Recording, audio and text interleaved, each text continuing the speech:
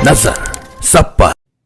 नमस्कार, मैं हूं दीप्ति शर्मा और आप सभी का स्वागत करती हूं थर्ड आई न्यूज नेटवर्क में। आइए सीधे रुख करते हैं अभी तक की 10 बड़ी खबरों का।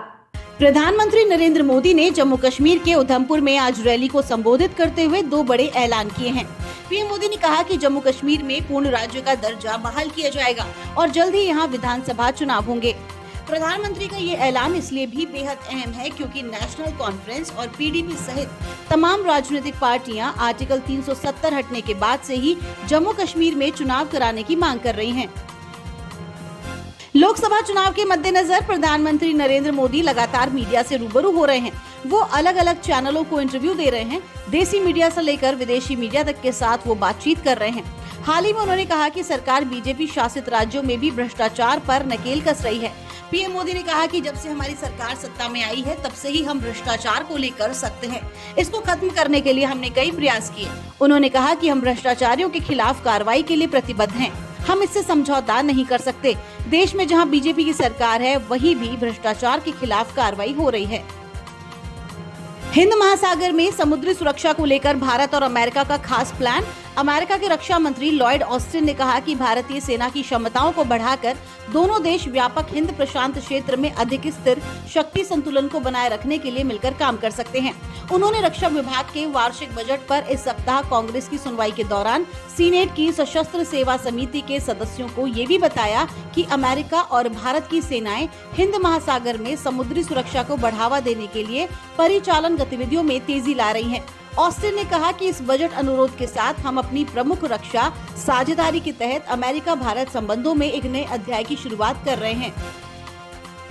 बीएसपी ने फिर चौंकाया। नई लिस्ट में 2 मुस्लिम कैंडिडेट। जाने अब तक किन सीटों पर दी अखिलेश यादव को टेंशन। बहुजन समाज पार्टी ने आगामी लोकसभा चुनाव के लिए 9 उम्मीदवारों की सूची जारी की है। ये लिस्ट सामने आने के बाद अखिलेश यादव को झटका लग सकता है। लिस्ट में बीएसपी ने 2 मुस्लिम उम्मीदवारों को भी टिकट दिया है। मायावती ने एटा सीट से मोहम्मद इरफान और गोरखपुर से जावेद सिमनानी को टिकट दिया है। आम आदमी पार्टी के नेता आतिशी ने शुक्रवार को आरोप लगाया कि भारतीय जनता पार्टी दिल्ली में अरविंद केजरीवाल सरकार को गिराने और राष्ट्रपति शासन लागू करने की कोशिश कर रही है और दोहराया कि सीएम को झूठे मामले में गिरफ्तार किया गया है। आपके राष्ट्रीय संयोजक कथित उत्पाद शुल्क घोटाले से जुड़े मनी लॉन्ड्रिंग मामले में फिलहाल न्यायिक हिरासत में हैं। आतिशी ने कहा कि दिल्ली सरकार के अधिकारियों ने बैठक में भाग लेना बंद कर दिया है। ये सब बातें बताती हैं कि दिल्ली में अरविंद केजरीवाल की सरकार को गिराने और राष्ट्रपति शासन लागू करने की साजिश चल रही है। केजरीवाल कभी नहीं झुकेंगे। आतिशी ने कहा कि वो देश भर में आम आदमी के अधिकारों के लिए लड़ते रहेंगे, चाहे वो जेल के अंदर हो या बाहर। नई दिल्ली नगर पालिका परिषद ने अपने क्षेत्र में पेड़ों को बीमारी से बचाने और हरियाली को बढ़ावा देने के मकसद से एक अनोखी पहल की है। एनडीएमसी ने अब ट्री एम्बुलेंस सेवा लॉन्च की है। इस मुहिम के तहत पालिका परिषद इलाके में बीमार पेड़ों को उचित उपचार प्रदान कर उन्हें एक नया जीवन दिया जाएगा। एनडीएमसी ट्री एम्बुलेंस की सहायता से 1.80 लाख पेड़ों की देखभाल भी करेगी। इसका उपयोग कर पेड़ों को बीमारियों, कीटों और दीमकों आदि से मुक्त बनाया जाएगा। ट्री एम्बुलेंस से पेड़ों की सर्जरी और उपचार के माध्यम से भी पेड़ों के खोखले तने को नया जीवन प्रदान किया जाएगा। हीट वेव को लेकर संयुक्त राष्ट्र बाल कोष में गुरुवार को चेतावनी जारी की। संस्था ने कहा कि ईस्ट एशिया और प्रशांत के देशों में गर्मी के कारण 24 करोड़ से अधिक बच्चों की जान खतरे में है। इस क्षेत्र में बच्चे हीट वेव से ज्यादा प्रभावित हैं, जिससे उन्हें गर्मी से संबंधित बीमारियों और मृत्यु का खतरा है। यहाँ पर तापमान 40 डिग्री सेल्सियस से अधिक बना हुआ है।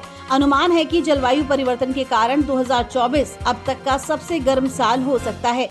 प्रधानमंत्री ने लू से निपटने की तैयारी पर उच्च स्तरीय बैठक की। प्रधानमंत्री नरेंद्र मोदी ने केंद्र, राज्य और जिला स्तर पर सरकार के सभी अंगों को तालमेल से काम करने की अपील की है। प्रधानमंत्री कार्यालय ने कहा कि आवश्यक दवाओं और पीने के पानी के संदर्भ में स्वास्थ्य क्षेत्र में तैयारी की समीक्षा की गई है। मुंबई इंडियंस के स्टार ओपनर रोहित शर्मा ने वानखेड़े स्टेडियम पर एक आसमानी रिकॉर्ड अपने नाम कर लिया है। हिटमैन के नाम से मशहूर रोहित शर्मा वानखेड़े स्टेडियम पर 100 T20 छक्के जड़ने वाले पहले खिलाड़ी बन गए हैं। मुंबई इंडियंस ने गुरुवार को आईपीएल 2024 के 25वें मैच में रॉयल चैलेंजर्स बेंगलुरु के खिलाफ ये उपलब्धि हासिल की। मुंबई इंडियंस की टीम वानखेड़े स्टेडियम पर आरसीबी द्वारा मिले 197 रन के लक्ष्य का पीछा करने उतरी थी। रोहित शर्मा ने ईशान किशन के साथ मिलकर टीम को धुआंधार शुरुआत दिलाई और पहले विकेट के लिए 101 रन जोड़े। ईशान किशन ने आक्रामक रवैया अपनाया, जबकि रोहित शर्मा ने एंकर की भूमिका निभाई। कंटेंट क्रिएटर गेमिंग स्पोर्ट्स में करियर बनाए, भारत सरकार करेगी यूथ को सपोर्ट। आज के समय में करियर के लिए कई सेक्टर खुल गए हैं, उनमें से एक है social media. Social media youth को एक नई राह पर ले जा रहा है, जिसकी सराहना भारत सरकार कर रही है। साथ ही साथ इस क्षेत्र में आगे बढ़ने के लिए सरकार हर तरह से भी मदद के लिए आगे आ रही है। आने वाले लोकसभा चुनाव से पहले प्रधानमंत्री नरेंद्र मोदी ने गुरुवार को देश के कुछ बड़े गेमर्स के साथ मुलाकात की और उन्हें क्षेत्र में करियर बनाने के लिए उनकी मदद करने का भी वायदा किया।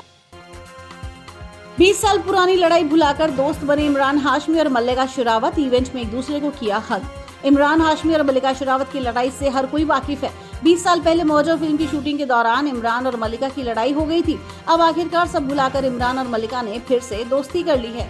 प्रोड्यूसर आनंद पंडित की बेटी का रिसेप्शन इमरान और मल्लिका की रीयूनियन का गवाह बना है। दोनों गुरुवार को मुंबई में वेडिंग रिसेप्शन में मिले, जहां दोनों ने रेड कार्पेट पर साथ में पोज भी दिए। तो ये थी अभी तक की 10 बड़ी खबरें। देश विदेश की ताजा तरीन खबरों के लिए जुड़े रहिए थर्ड आई न्यूज नेटवर्क के साथ। नजर सब पर।